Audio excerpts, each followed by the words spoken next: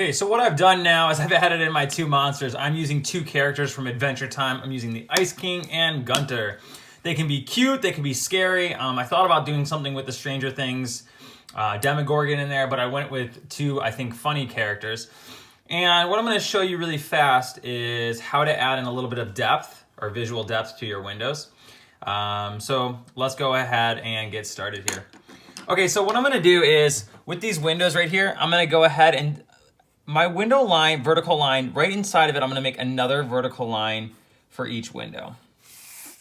And the reason why is this is going to be kind of the wall, the thickness of the wall. Now you'll notice on this side where I have these little corners. When we did that bird's eye, worm's eye street view, it's still going to be the same principle. So what I'm going to do is I'm going to use these diagonal lines. And these diagonal lines are called orthogonal lines. I'm going to go ahead. Here's one orthogonal line. There's another. And the street's eye view I wouldn't see really, but the one that goes below, I'm going to see the one that goes up a little bit. Okay. So now what I'm going to do is I'm going to go ahead and very quickly add in the parallel lines. Keep your little bend in there for your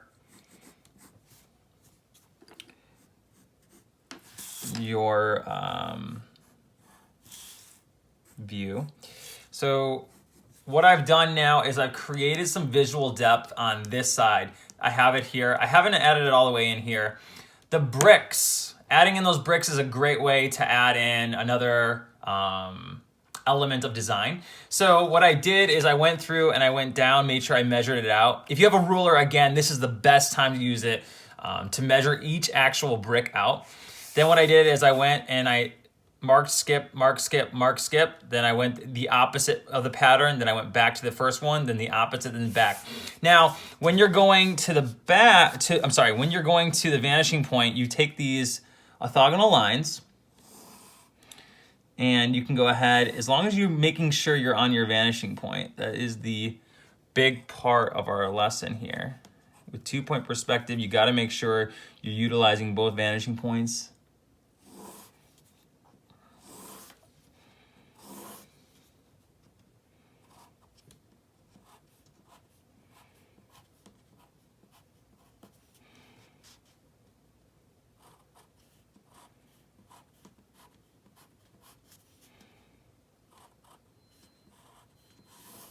Okay, so now you see I have all these lines going to my vanishing point. So what I'm going to do is just the same thing I did on this side. I'm going to go here, skip, here, skip, here, skip, here, skip,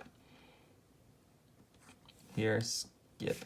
Now I'm getting a little bit close to my wall, so I want to make sure that my ruler is perfectly vertical. Then I'm going to slide over a little bit and I'm going to do the opposites. So I would make one in there, but I don't see it. I would make one. Let's put it right like this. Okay. Mark, skip, mark, skip. Mark, skip, mark, skip. And I'm keeping this pattern going.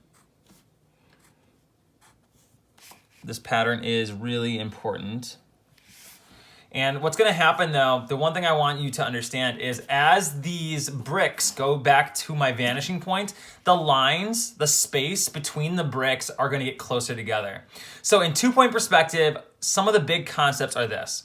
We have two vanishing points, we have orthogonal lines, we have a horizon line, but then our windows and the items on our building, the bricks, everything, as they get closer to these vanishing points, they get more condensed, less space. Further away, we're going to start to reduce the space. Closer to us, we're going to expand the space.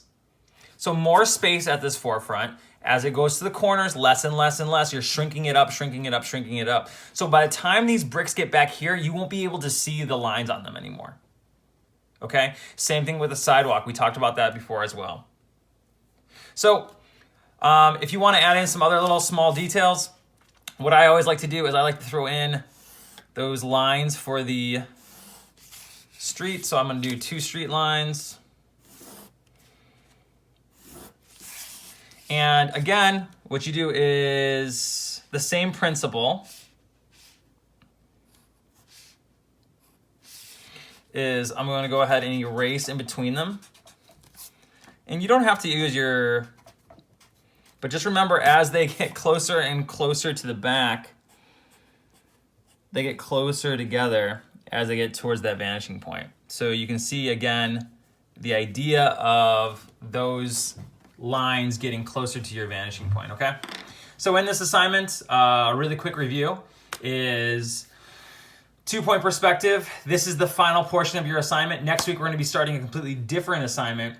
So I would love to see your final projects. Please email them to me. I'd like to post some of them on our Instagram, especially some of you guys that have been trying your hardest making this amazing 2-point perspective image. So I can't wait to see you guys again here next week.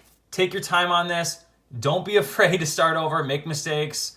It's not a perfect thing, but a ruler helps, vanishing points, understanding those 2-point perspectives. I can't wait to see you guys again next week.